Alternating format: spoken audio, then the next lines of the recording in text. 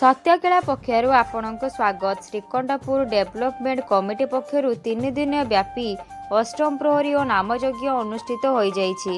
एही अष्टम प्रहरी नामयज्ञ गत 23 तारिख ठारू आरंभ होई गतकाली पवित्र माघ सप्तमी रे उद्यापित हो जाइछि।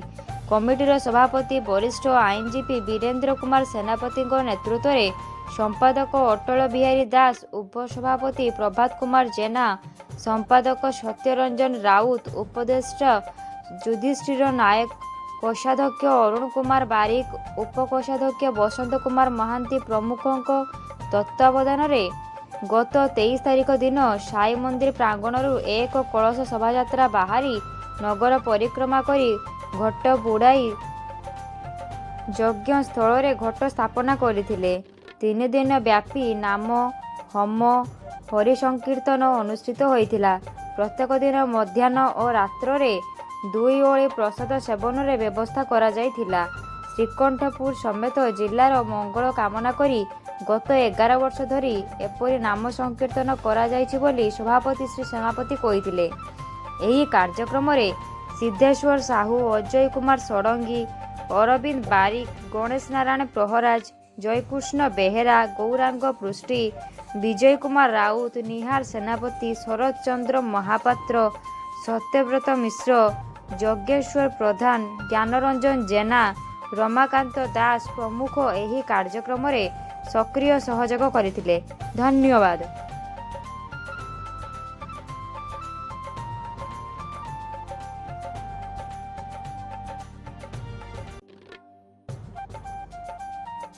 श्रीकंठपुर डेभलपमेंट कमिटीर जड़े सक्रिय सभ्य तथा जो अनुष्ठान होर मो कर्ता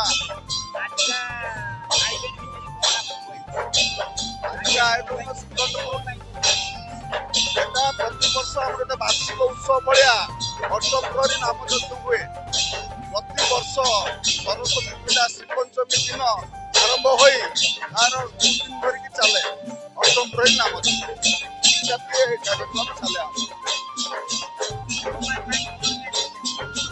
समाज गोटे धार्मिक वातावरण आम दौचु। समाजर जपरी लोक मैंने आध्यात्मिकवाद को छाड़िकी अन्य दुष्कर्म लिप्त रोचंती आध्यात्मिकवाद सहित अष्टम प्रहरी नामयज्ञ सहित जड़ित रहिले आगामी पीढ़ी आमर शृंखलित हेबे एवं सुस्थ जीवन यापन प्रहरी आरंभ चली काली उद्यापन काली शेष हो आसता काली 24 तारीख शेष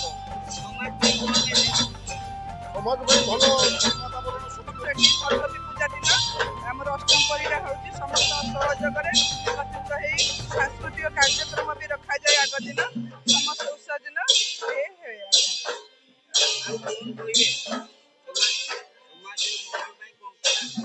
समस्त भल रुहतु भगवान के आशीर्वाद समस्त हस खुश रुहतु।